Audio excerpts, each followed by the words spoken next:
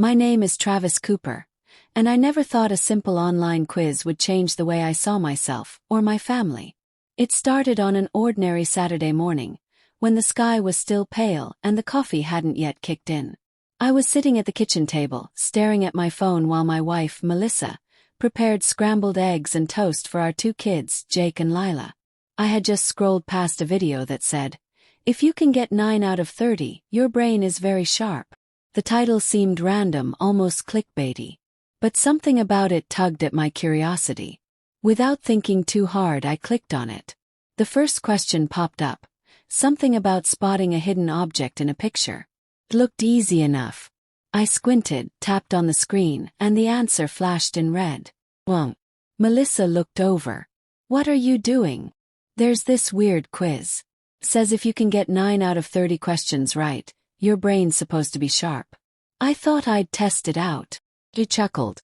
9 out of 30. That's not even a passing score. "Exactly," said. "That's why it's so interesting. They're saying even getting 9 means you're ahead of the curve." Melissa raised an eyebrow. "Sounds like one of those tricks to get people to feel smart." Shrugged. "Maybe. But what if it's not?" As I moved through the quiz, I realized the questions weren't just general trivia. Some involved logic puzzles, visual memory, recognizing patterns, and lateral thinking. I got a couple right, a few terribly wrong. I'd made it to question 12 and only had 4 correct answers. "Not looking so sharp yet," I muttered. By the time I reached question 20, I had 7 right. Melissa walked back in and leaned over. "Still doing that thing?" "I'm at 7, I said. "I need 2 more to hit the goal." She laughed. "You're really taking this seriously. Now it's personal."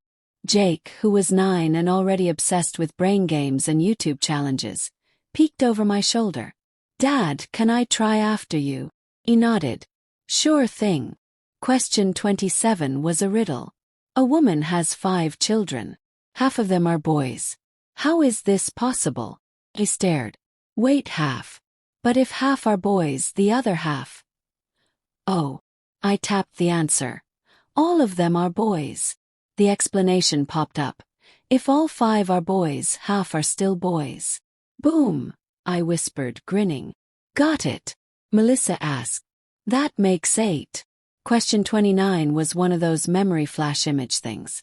You get a 5-second flash of colors, shapes, numbers in a grid, and then you have to recall which items appeared in what location.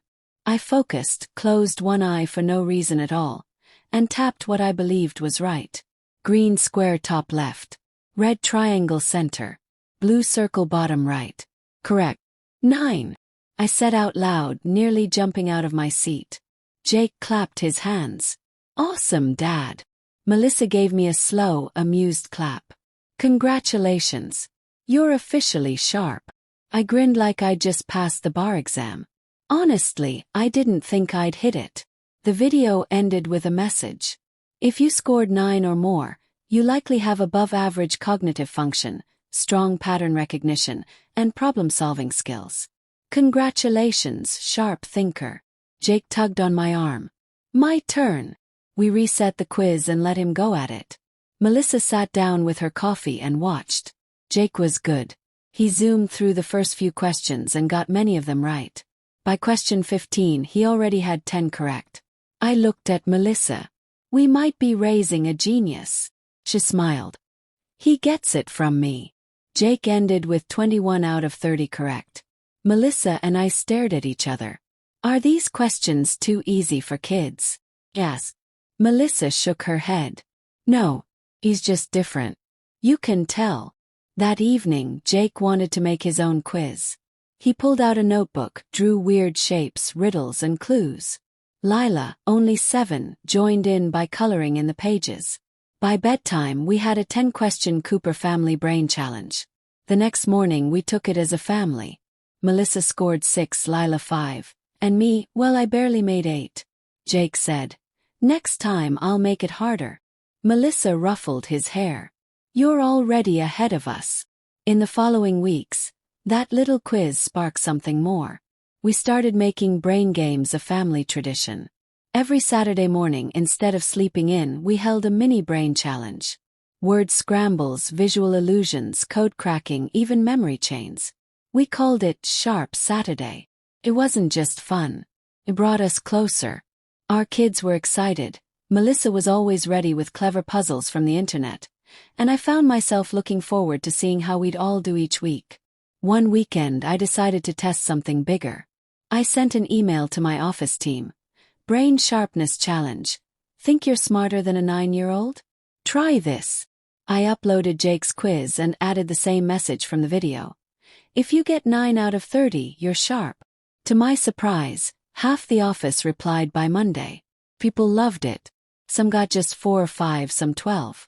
It became a talking point at the water cooler. Even our VP joined in and scored an embarrassing 7. 2 weeks later, we had a company-wide brain challenge day. People brought spouses and kids, and we set up stations. Jake, our unofficial quizmaster, ran a whole game room. After that, something unexpected happened. Our local school caught wind of it. Jake's teacher emailed us, asking if he'd like to present his puzzles during the school's math week. Of course, he said yes. The night before the event, Jake couldn't sleep. He came into our room. "Dad," he whispered, "what if nobody likes it?" Sat up. "Jake, you created something fun. Something that got our whole family, my office, even strangers thinking. That's amazing. Just be you, and they'll love it."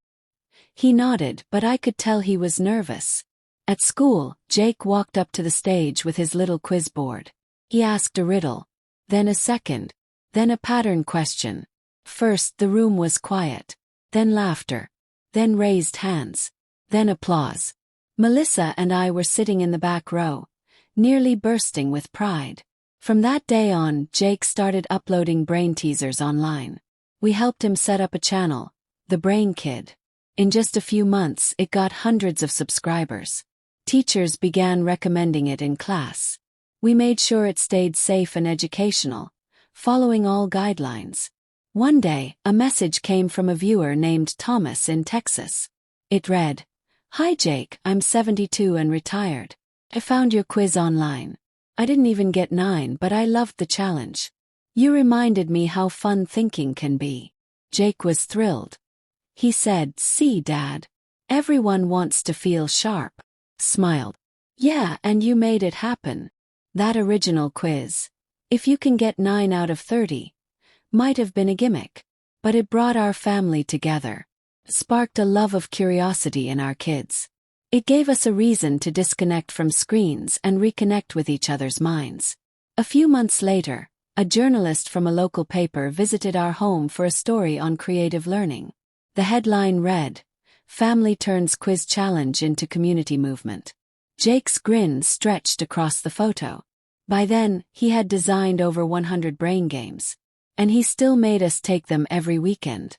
The truth is, it doesn't matter if you get 9 out of 30, or even just 1. What matters is challenging your brain, sharing the joy of thinking, and reminding yourself and your family that curiosity never gets old.